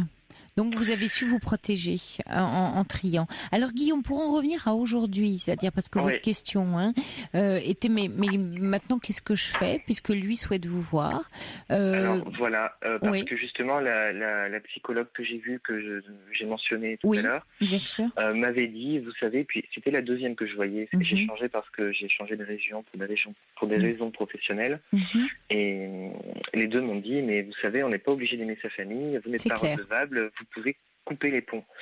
Et moi, à chaque fois, j'aurais répondu, oui, mais vous savez, je peux pas dire que je ne l'aime pas, je peux pas dire que je l'aime. Je crois que s'il me redit un jour qu'il m'aime, ça serait insupportable, et pourtant j'ai l'impression d'attendre qu'il me le dise. C'est des choses, voilà. Et aujourd'hui, je me dis que s'il a envie de me parler, c'est que quelque part, il a quand même évolué aussi, et il peut avoir peut-être changé, être prêt à écouter, mais même si j'y crois pas beaucoup. Non, ce qui serait important, c'est qu'il puisse au moins vous entendre sans cri et sans heurts et sans violence, juste vous entendre. Ça, ce serait réparateur. En fait, j'ai pendant tout le temps, en fait, les quelques jours qui ont séparé le moment de la dispute du moment où j'ai su qu'il voulait me parler, j'ai beaucoup pensé à ça. J'étais pas très bien et en même temps j'étais content. Alors c'était un peu bizarre. Je me suis dit déjà j'ai pas confiance en lui. Je veux qu'il y ait une tierce personne qui soit là pour écouter ce que j'ai à dire et que quelqu'un soit là en fait pour dire que pour être témoin que non, je n'ai pas inventé ce que j'ai dit, que c'est vraiment arrivé, qu'il était vraiment comme ça, qu'il est vraiment comme ça, qu'il m'a montré du mépris et que dans ses réponses, quand on s'est disputé, il m'a encore montré du mépris. Pour vous souhaitez quoi, Guillaume? Qu'il s'excuse, qu'il reconnaisse le tort et la douleur et toute la violence qu'il vous a infligée? Oui, c'est la reconnaissance de tout ça, qu'il dise que c'est vrai, qu'il arrête de modifier des souvenirs. Il est capable en fait de... Oui, mais alors ça, c'est pas gagné. Oui, mais Guillaume, c'est une crise de violence qui transforme en des choses heureuses. Oui, mais Guillaume, mais c'est ça qui m'ennuie là, et c'est pour ça que je vous arrête, parce que bien sûr que c'est votre désir et il est juste et compréhensible. Maintenant, vous dites que depuis plusieurs années, il transforme à son avantage. Or là, ça laisse imaginer qu'il a une personnalité assez narcissique et qu'il donc n'a pas su se remettre en cause, et que comme c'est totalement honteux et inadmissible et épouvantable ce qu'il a fait subir à un enfant, il a besoin de vous dégrader, de vous accuser, de justifier sa propre violence et ses actes et pas s'en excuser en disant que tout ça c'est parce que vous-même vous étiez ingérable ou etc. Et là, ce qui m'ennuie, c'est qu'il cherche, comme si vous voulez, il y a eu cette crise où cette fois-ci vous avez eu le dessus et vous avez senti que vous l'aviez. Il veut vous voir pour reprendre la main. D'accord. Et c'est ça qui m'inquiète. C'est pour ça que j'attire votre attention. C'est-à-dire, quand je dis reprendre la main, c'est de nouveau le même scénario, vous faire valoir que s'il a été tel qu'il a été, c'est bien à cause de vous. C'est bien votre faute finalement de tout ça. Vous voyez ? D'accord. J'avais pas pensé à ça. En fait, j'ai du mal à imaginer ce qu'il pourrait répondre. J'avais même envie de lui faire des photocopies. J'avais en fait un journal intime. Oui. Ma grand-mère maternelle m'avait offert ça un jour parce que j'en avais vraiment envie. J'aimais beaucoup écrire et du coup Et j'ai commencé, j'ai plus pu m'arrêter pendant un certain nombre d'années, et donc j'en ai eu un certain nombre de volumes, et je me suis dit que si j'avais des exemples précis avec des choses qui ont été dites, qui ont été faites, avec des dates, etc., lui donner ça, quoi. Est-ce qu'il prendrait même la peine de le lire? Est-ce que... je sais pas, parce que quelque part, j'ai toujours la peur aussi de le détruire, quoi. Oh non. Que ça soit insupportable pour lui, je sais pas, parce que j'ai quand même peur pour lui. En fait, c'est ça qui est fou. J'ai même imaginé des choses comme le fait que ça lui donne une crise cardiaque ou quelque chose comme ça. Mais vous le sentez fragile? Qu'est-ce qui vous fait penser ça? Vous pensez que vous avez ce pouvoir-là sur lui? Ouais, en fait, non. Mais oui, je crois pas non plus. Non, effectivement. Je suis comme le petit garçon. Mais oui, terrorisé encore. Ouais, j'ai encore une certaine crainte et je me souviens même pendant la dispute de lui crier dessus et d'avoir crié plus fort que lui, mais d'avoir quand même respecté une distance de sécurité. Vous avez bien fait.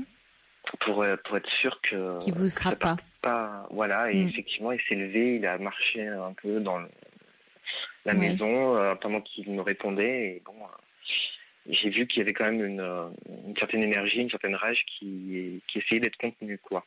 Oui. Demandez-lui pourquoi il veut vous voir. Il faut qu'avant de le voir, puisqu'il souhaite vous voir, très bien, ok, pourquoi? Il faut que vous ayez un message avant. Alors, est-ce que c'est au téléphone? Vous pourriez vous parler au téléphone, par exemple. Au moins pour sonder sa véritable intention. Vous le sentirez tout de suite, à sa voix, à son ton, à ce qu'il a à dire. Avant d'envisager une rencontre physique, ayez soit un entretien téléphonique, soit par mail, ou j'en sais rien, je ne sais pas comment vous communiquer, en disant que vous aimeriez savoir dans quelle intention il souhaite vous voir. Qu'est-ce qu'il a à vous dire? Ça, c'est le premier point. Parce que déjà, je crois qu'il y a aussi une curiosité de ce que je dois bien pouvoir avoir à dire. Parce que pendant la dispute, il était donc assis sur un canapé et puis il y avait un fauteuil à côté. Il me disait, viens t'asseoir là et viens me dire tout ce que tu as à dire. Ce à quoi j'ai répondu, tu sais, tu m'as toujours empêché de m'exprimer comme je voulais. C'est pas toi qui décides quand est-ce que je parle et ce que je dis. Ça se fera quand j'aurai décidé de le faire. Et c'est sûr qu'on va pas résumer 30 ans de tout ce qui s'est passé en 5 minutes de discussion sur un fauteuil pendant qu'on est en train de se crier dessus, quoi. Et donc quand je lui sortais des exemples, des choses comme ça, je sais même plus lesquels exactement, mais j'ai vu dans ses yeux qu'il tiquait un petit peu, quoi. Oui, donc il y avait comme une réaction, des choses qui lui parlaient quelque part. Ça résonnait un petit peu, mais... Alors, moi je crois que donc premier point, Guillaume, déjà c'est avoir soit par téléphone ou par mail savoir son intention, que vous puissiez sonder dans quelle réelle intention il est. Ça c'est une première chose pour j'allais dire le cran d'après, la rencontre d'après. Et puis vous disiez mais je sais plus par où commencer tellement il y en a. Écrivez, mais écrivez hiérarchisez, c'est-à-dire s'il y avait vous voyez, comme si vous disiez, si j'avais 1 minute, 2 minutes, 3 minutes, je sais, schématise, de temps de parole ou de choses à lui dire, c'est quoi le plus important? Voilà. Oui, j'ai commencé à le faire, effectivement. Mais dans cette hiérarchie-là, c'est-à-dire, je vous prends l'image du temps de parole, c'est-à-dire, si on me donnait qu'un temps, là, un message, voilà, c'est quoi le plus important? Et puis ensuite. Ça va vous aider à trier, c'est-à-dire à vous libérer, à ce qui pèse le plus lourd, et ce qui doit être dit. Et ce qui devra être dit, d'ailleurs, peut-être. De toute façon, alors par écrit ou par oral. Vous pouvez aussi dire que vu les 600 km de distance et que vous reprenez votre travail, que vous pouvez vous prévoir une réunion téléphonique, comme on fait, on le fait sous le mode professionnel ou amical. On peut prendre un temps au téléphone pour se dire les choses, ou un Skype, ou voilà. Pourquoi pas? Parce que là, vous serez protégé. Oui. Et avant, vous aurez tout préparé par écrit dans ce que vous avez à dire. Et aussi de sonder, c'est-à-dire, parce que là, ce qui semble très important pour vous, c'est d'une part lui dire et mettre des mots sur tout ce qui a été vécu, mais aussi l'entendre, c'est-à-dire lui dire, moi, j'ai besoin, pas forcément, vous voyez pas... Enfin, je comprends sur les excuses, mais surtout, mais quelle conscience il a de ce qu'il a fait? C'est ça qui compte pour vous. Tout à fait, j'ai vraiment un sentiment qu'il n'en a aucune. Mais oui, et c'est ça que vous voudriez savoir. Maintenant que vous êtes, parce que là vous êtes adulte face à un autre adulte, et que là le ton change. C'est plus le petit garçon, c'est que vous venez, vous, le Guillaume adulte, défendre les intérêts du petit Guillaume qui n'avait pas les moyens. Mais vous les avez pour ce petit garçon-là. Donc imaginez un tribunal, vous voyez, et convoquer cet homme-là pour dire, moi j'ai un petit garçon là qui demande réparation. Donc qu'est-ce qu'on fait ? Ouais. Et imaginez vraiment cette scène-là. Ouais. Et ça va vous aider. Alors, les auditeurs réagissent beaucoup à votre histoire, et je vais bien sûr vous partager quelques messages. Déjà, il y a un auditeur qui demande si vous avez eu votre maman depuis cette scène et qu'est-ce qu'elle en dit et comment ça se passe la relation avec elle. Parce que vous pouvez, votre crainte étant de couper les ponts avec le reste de la famille, vous pouvez tout à fait dire à votre mère, votre sœur et votre frère que vous allez continuer à les voir en dehors de lui. Alors, il s'est passé des choses à la fois belles et à la fois sur lesquelles je n'arrive pas trop à me positionner. J'ai beaucoup échangé avec ma mère suite à la dispute par SMS, où elle s'excusait auprès de moi en me disant qu'elle n'avait pas été à la hauteur, qu'elle aurait dû réagir, etc., mais qu'aujourd'hui elle n'en avait plus le courage et qu'elle voulait juste que les choses se calment. Et ma mère, c'est vrai que c'est quelqu'un qui... c'est pas ce qu'elle essaie de faire, mais elle arrive à me faire culpabiliser.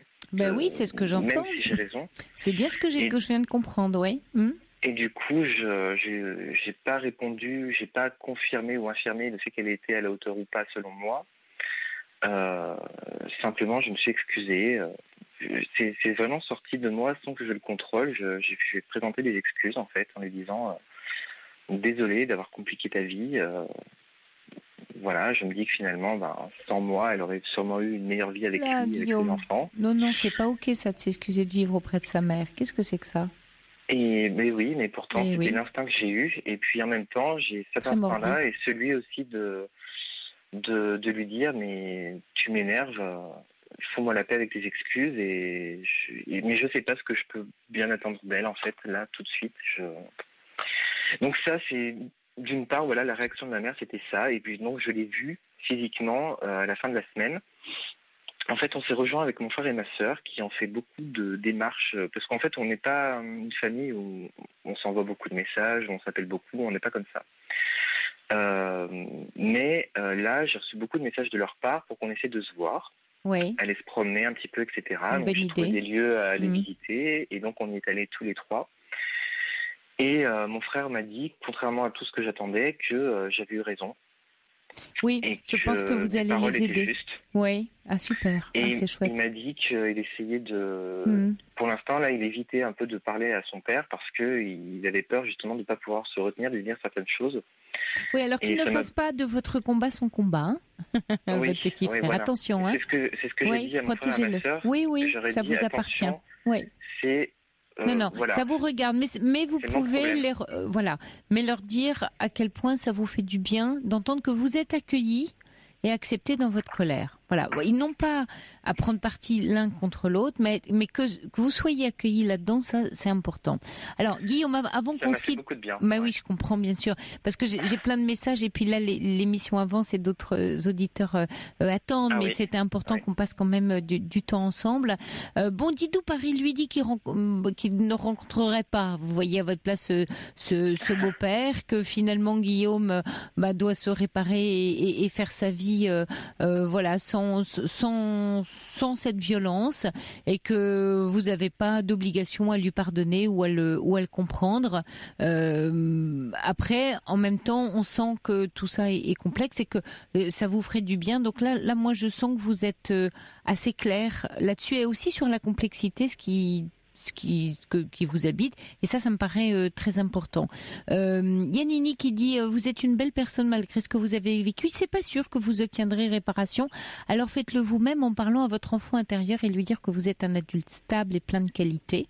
Et ça, je sens effectivement, et je rejoins Nini là-dedans, et c'était dans le conseil que je vous donnais, d'être trois, c'est-à-dire quand je vous prenais l'image du tribunal, de bien penser que vous venez réparer ce petit garçon blessé, et que ça va vous donner beaucoup de force, de paix, de calme dans un affrontement éventuel. Donc ça va vraiment vous aider. Et puis, il y a fuyez-le une bonne fois pour toutes, dit Frisia. Il va mentir sur ses intentions, sa personnalité le prouve, estime Frisia. Il y a Prune qui aimerait échanger avec vous parce que elle dit qu'elle a des similitudes avec votre histoire. Donc si vous voulez échanger, on vous donnera son contact hors antenne. Ça peut aussi vous aider à avancer. Frisia qui dit mais quel jeune homme brillant, il devrait prendre de la distance avec cet homme. Je lui souhaite beaucoup de bonheur. Très touchant, lucide et solide, dit un autre auditeur de vous. Il y a un auditeur qui dit c'est une chose est certaine, vous ne devez pas votre intelligence à votre beau-père, il le sait, et vous l'avez percé à jour. Et très certainement, il y a aussi peut-être beaucoup de violence envers votre finesse et votre sensibilité. Donc ça, on ne sait pas. On sait pas. Il y a Lily qui dit ce jeune homme est formidable, il est sur bondir. Le courrier, ça peut être un bon départ, et surtout ne baissez pas les bras. Affectueusement de Lily. Et puis un auditeur qui est assez choqué de l'évitement de la part de votre maman, et que voilà. Et elle dit je suis désolée de vous dire qu'elle aurait pu vous défendre. C'est vrai qu'il y a une histoire de courage là qu'elle n'a pas eue. Alors l'idée bien sûr c'est pas de la juger sévèrement, mais de là à vous excuser, il n'en est pas question, Guillaume, parce que quand vous faites ça, vous vous placez en victime, à la fois en victime et en bourreau de votre mère, et vous jouez un jeu avec elle qui à la fois la coince et vous coince tout autant. Donc partez pas là-dedans parce que vous allez vous blesser. De lui dire que oui, que ça vous rend très triste, qu'elle ait manqué de courage, mais qu'aujourd'hui, à l'âge que vous avez, vous êtes en mesure, d'en prendre toute la mesure de son manque de courage. Oui, parce que du côté de ma mère, ça n'a vraiment pas été évident non plus. Ça, c'est quelque chose que je sais depuis peu de temps. Et dans sa propre enfance, des choses terribles. Et oui, c'est bien pour ça qu'elle n'a pas osé. Et elle est dans la terreur, et elle vous demande à cet enfant trublion de la famille et qui dénonce, parce qu'en dénonçant votre beau-père, vous dénoncez votre mère, et elle est paniquée aussi. Donc encore une fois, on peut toujours dénoncer et dire ce qui nous arrive sans pour autant accuser, juger. En tout cas, je parle de la relation avec votre maman, je parle pas de lui, ça c'est encore autre chose. Mais vis-à-vis de votre maman, c'est juste dont acte de son manque de courage, mais qui ne doit pas vous empêcher, vous, d'en avoir pour vous. Et je sens que vous en avez. C'est gentil, en tout cas, tous ces messages m'ont vraiment beaucoup touché. Oui. Et voilà, et vos conseils surtout m'ont un peu éclairé quand même sur la marche à suivre. Je l'espère. Rappelez-nous si vous voulez, Guillaume, et puis bon courage à vous, et en attendant, temporisez, essayez de connaître ses intentions avant d'accepter quoi que ce soit. Ça, c'est la première des protections. Oui, très bien, je vais le faire. Bon courage, merci de nous avoir appelé, Guillaume. Merci à vous. Merci, bon courage. Au revoir. Jusqu'à 1h sur Europe 1. Sophie Peters.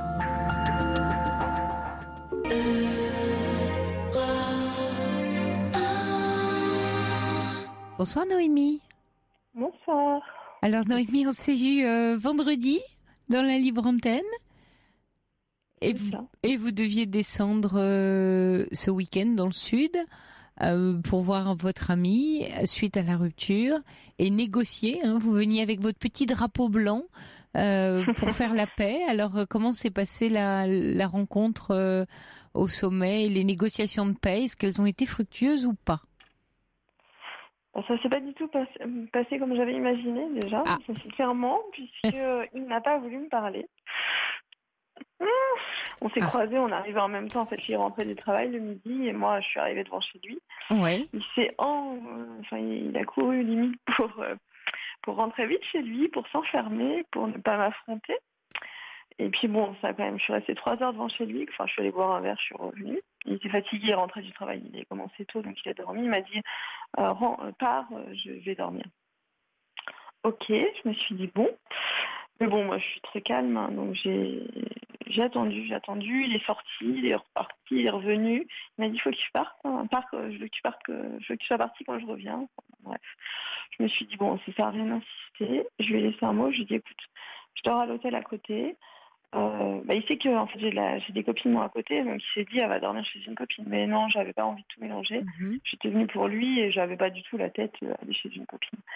Donc je lui ai simplement dit je suis à côté, si tu veux m'appeler, voilà. Sache que si c'est ta décision, je la respecterai. Voilà, tu n'entendras plus jamais parler de moi. Bon. Et finalement, dans la soirée, je lui ai quand même réécrit, parce qu'il avait bloqué mon numéro. Enfin bon, il fait pas les choses à moitié. Il est très, très, très nerveux, très speech, je sais pas comment dire. Enfin bon, bref. En tout cas, je l'ai vu, il avait pas l'air bien du tout. Je pense qu'il a beaucoup maigri. Il avait vraiment une sale tête. Je pense qu'il va vraiment pas bien. Ça, par contre, du coup, ça m'a permis de le voir parce qu'on s'est quand même croisés, et je vois qu'il va pas bien. Oui, vous n'étiez pas vu depuis juillet, je me souviens. C'est ça, c'est ça, il des a vacances. Maigri. Je pense qu'il a perdu au moins 5 kilos. Alors qu'il est pas gros. Donc, je lui ai envoyé un message vers 21h en lui disant écoute, je suis à côté, si tu veux venir me voir. Il m'a dit non, je suis fatiguée, je vais dormir tôt. Je te l'avais dit, je t'avais prévenu, qu'en gros, je te parlerai pas. Il me dit on n'a rien à se dire. Wow, je me suis dit, c'est quand même violent. Et puis moi, je me suis dit, de toute façon, je lui ai dit, si moi j'ai des choses à te dire, c'est pour ça que je suis venue. Donc je lui ai dit, voilà, sache que je t'ai jamais trompée, parce qu'il fait des films pour rien, en fait. Il est un peu jaloux. Il a été trompé, je pense que malheureusement c'est encore très frais pour lui et qu'il croit à distance, c'est compliqué en plus. Oui, mais c'était pas pour ça que vous vous étiez quittés en juillet. Ah non, non, pas du tout. Non, oui. En plus, il n'y a jamais eu de tromperie, vraiment, oui. J'ai même jamais eu l'intention, j'aime vraiment. Voilà, et donc il avait rompu avec vous par SMS en juillet sans explication. Donc là, vous y alliez ce week-end pour lui demander des explications, en fait. La première explication, il m'a dit, tu me prends pour un idiot, donc tu continues. C'est comme ça que c'était fini. Puis moi, j'avais laissé un peu passer de temps. Je l'avais recontacté une semaine après. Il m'avait dit, non, mais je n'ai plus envie de relation, voilà. Et puis la troisième fois, là, il m'avait fait des reproches en me disant que les vacances, il y avait eu ci, il y avait eu ça. Des reproches qui n'étaient pas forcément... voilà. Et du coup, donc là... il m'a dit non, je vais dormir, je suis fatiguée. Du coup, il s'est un peu calmé. Je pense que ça lui a fait plaisir que je sois partie, que j'ai pas insisté, parce que j'aurais pu sonner 150 fois. J'ai pas fait ça, ça sert à rien. Déjà, là, qu'il était fort, il m'a vu et je pense qu'il a été surpris. Malgré tout, il a été surpris, même s'il m'a pas dit oh là là, ça me touche que tu sois venu. Non, il m'a pas dit ça, oh là là, non. Et du coup, il m'a dit bon, je vais dormir, bonne nuit, voilà. Bon. Et puis ce matin, je lui ai écrit, je lui ai dit, j'ai pas dormi de la nuit en fait, tout clairement, parce que hier c'était quand même tendu encore. Je me suis dit, je vais pas réussir à avoir une discussion, je suis venue pour. Et en fait, ce matin, je lui ai dit, écoute, je prends mon train intérieur, j'aimerais vraiment qu'on se voit, même si c'est qu'une demi-heure, j'ai besoin de te parler. Et puis il m'a dit, écoute, je suis pas là cet après-midi, donc viens pas. En rentrant de son travail, il m'a envoyé un message, il m'a dit, je ne suis pas là cet après-midi, ne m'attends pas, tu perdras ton temps, quoi. Il m'a dit prends soin de toi, rentre bien. Déjà je me suis dit bon, ça va mieux, il est plus voilà. Puis du coup on a discuté, il m'a bien fait comprendre que si c'était fini, c'était pas du tout pas grave. Il m'a dit parce qu'il m'avait envoyé des photos d'appartement juste avant quand même. Mais oui, vous deviez déménager à Nice, je me souviens. Oui. Voilà, il m'a bien dit qu'il voulait vivre avec moi, mais bon, ces photos-là, c'était pas pour ça, c'était pour parce qu'il compte déménager. Et bon, bref. Mais il m'a dit, il m'a bien dit qu'il comptait vivre avec moi, ça me l'a redit. Et puis il m'a dit aussi qu'il comptait bien vivre avec vous. Vous voulez dire, Naomi, que l'histoire est repartie alors? Ah non, il parlait au passé. Mais je lui ai dit, mais pourquoi alors on en arrive là? Pourquoi t'as changé d'avis? Bien sûr. Et il m'a dit, rien, c'est que moi. Il m'a dit, il n'y a pas d'autres filles. Il a vraiment insisté là-dessus parce qu'il sait très bien que c'est la première chose de laquelle j'aurais pensé. Il m'a dit, c'est un problème avec moi-même. Ma situation est plus importante que le reste. Et comme en ce moment, il a des soucis. Voilà. Donc, je me doutais un peu que c'était pas par rapport à moi parce que il m'avait rien reproché spécialement, sauf avant-hier, mais parce qu'il était énervé, il voulait pas que je vienne, donc il m'a donné des explications comme ça, je pense. Et puis je lui ai dit écoute, moi tu m'as apporté ci, tu m'as apporté ça, voilà, il y a pas eu. Et finalement il m'a répondu ce soir quand même. Et là du coup je lui ai dit écoute, parce qu'il a vu des choses sur Facebook, oui j'aurais peut-être pas dû écrire, mais il a été fouillé, donc voilà. Mais bon, c'était pas des choses qui étaient, je l'ai pas trompé, il n'y a rien eu. Mais comme il n'a pas confiance, le moindre mot, il part dans un affolement pas possible. Et du coup, on s'est tout dit, tout ce qui n'allait pas sur la relation, finalement. Parce qu'il y a eu beaucoup de non-dits. Et en fait, on a gardé tous les deux au fond de soi des choses qu'on aurait dû dire tout de suite, que on n'avait pas envie de ça, qu'on se faisait du mal, en fait, pour rien. Et donc, on a énormément parlé, donc moi je suis contente parce qu'en fait, c'est même lui qui est revenu à la communication, parce qu'il a quand même, il va beaucoup parler. Je pense pas que c'est les raisons de la rupture. parce que vraiment il m'a dit qu'il allait pas bien et je lui ai dit mais c'est pas grave, je lui ai dit de toute façon ça va se régler, c'est qu'une question de temps. Il m'a dit t'es voyante. Et vous Noémie, là ce soir vous nous appelez donc pour donner des nouvelles par rapport à l'anxiété que vous aviez vendredi soir et aussi à votre démarche. Qu'est-ce que vous vous dites ce soir, comment vous êtes ce soir par rapport à l'acte finalement que vous avez posé ce week-end? Je regrette pas d'y être allée parce que je lui ai dit, en fait, hier soir il me répondait plus et je lui ai dit je crois que tu réalises pas que j'ai fait 2000 km pour venir te voir et pour avoir une explication. Oui. Et c'est là qu'il m'a répondu, il me dit écoute je suis fatiguée, vraiment je suis très fatiguée, mais je pense que je lui ai dit oui t'es épuisée moralement, tu vas pas bien. Puis j'ai compris mais mélange pas tout, mélange pas notre couple avec ça. Et je pense que mais il y a plus moi je regrette pas du tout mon acte. Noémie, mais il y a plus de couple. Ah là non, mais je lui ai dit mélange pas tout, enfin t'en arrives à faire, voilà. Et quand je dis vous êtes comment, c'est-à-dire vous fermez la porte là de l'histoire? Oui, c'est ce qu'on entend. Non. Oui, c'est bien ce que j'entends. Mais il a bien compris, d'ailleurs il a compris puisqu'il m'a dit t'es libre, mais je lui ai dit mais non, mais moi je n'ai pas envie que ça s'arrête comme ça. Enfin surtout pour ces raisons-là, parce qu'en fait finalement il me reproche rien. C'est-à-dire qu'on arrête sur des raisons qui ne nous appartiennent pas ou qui lui appartiennent à lui. Je ne suis pas tout à fait d'accord. Oui, c'est une raison très importante, Noémie. C'est-à-dire que finalement, ce garçon, il n'a rien à vous offrir de lui. Aujourd'hui, il va pas bien, voilà. C'est le message, il va pas bien, et voilà. Donc, et c'est ça. Donc, qu'est-ce que vous vous dites? Je vais l'attendre, c'est ça? Là, de toute façon, je suis pas prête. Je suis pas prête à fermer la porte. Le problème, c'est qu'il part en vacances vendredi. C'est vrai que ça, c'est un peu dur pour moi. Là. Je me dis, s'il y a une aventure ou quelque chose, je pense que... il y a un auditeur qui vous écoute, là, et qui trouve que vous êtes un peu dans le déni et qui pense qu'il y a peut-être du désamour de sa part et que vous vous accrochez, alors que peut-être que cet homme, finalement, juste ne vous aime plus et ce juste est juste quelque chose d'énorme. Je pense qu'il me l'aurait dit, parce qu'il est quand même franc. Franc ou pas courageux, c'est pas la même chose. Mais je lui ai dit, ça, je lui ai posé les questions. En fait, c'est très délicat, vous voyez, votre histoire, Noémie, parce qu'elle pose une question beaucoup plus vaste, qui est que quand une histoire s'arrête et que tout d'un coup on sent qu'on soit homme ou femme, parce que ça aurait pu très bien être vous, on sent qu'on n'a plus le cœur qui bat, on n'a plus les petits papillons dans le ventre. Et qu'est-ce qu'on raconte? Vous voyez, qu'est-ce qu'on dit à ce moment-là? Comment on fait?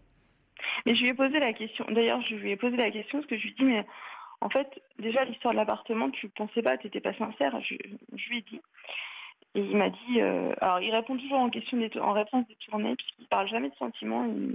C'est pas des choses qui existent chez lui, il n'en parle jamais.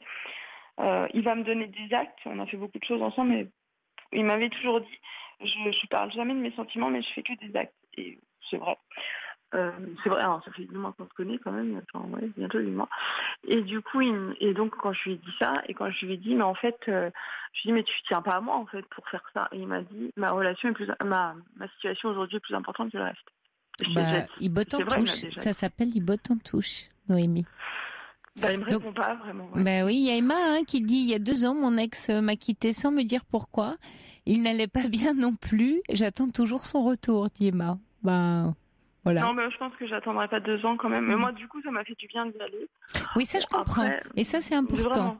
Oui, mais ça, effectivement, et comme le dit très bien René, tout est expérience. Donc ça, vous avez effectivement très bien fait. Vous avez suivi votre instinct et vous avez finalement obtenu l'intention. Et on avait parlé de la clarté de votre intention et de votre démarche. Et finalement, vous voyez que ça vous a fait du bien et que vous avez eu une réponse. Maintenant, attention. Voilà, j'attire juste votre attention là-dessus. C'est dans quoi vous vous mettez, dans quoi vous repartez. En fait, je pense que pour clôturer Oui. Parce que j'y ai pas tout dit, enfin... C'est difficile par texto. Moi, je sais pas du tout mon mode de communication. Mais en fait, je me suis rendu compte que j'étais pas du tout dans la communication non plus. Et finalement, il y a eu trop de non-dits. Parce que j'ai une copine qui nous a écouté la vendredi. Et elle m'a dit, c'est très bien ce qu'elle t'a dit. Et en fait, rends-toi bien compte que toi aussi, tu n'étais pas dans la communication. Tu lui as pas dit. C'est bien d'avoir cette prise de conscience. Pour mettre les choses. Il la lira quand il veut. Et moi, je me serais très bien. Ce que j'avais à dire. Ok, merci Noémie pour ces nouvelles. Et puis je vous souhaite une bonne semaine et je vous souhaite à tous et toutes une très belle semaine. Je vous donne rendez-vous vendredi prochain, 23h. Il est 1h. Vous écoutez Europe 1. Belle nuit à vous et je vous laisse en compagnie de Nikos Aliagas et sa nouvelle émission De quoi j'ai l'air.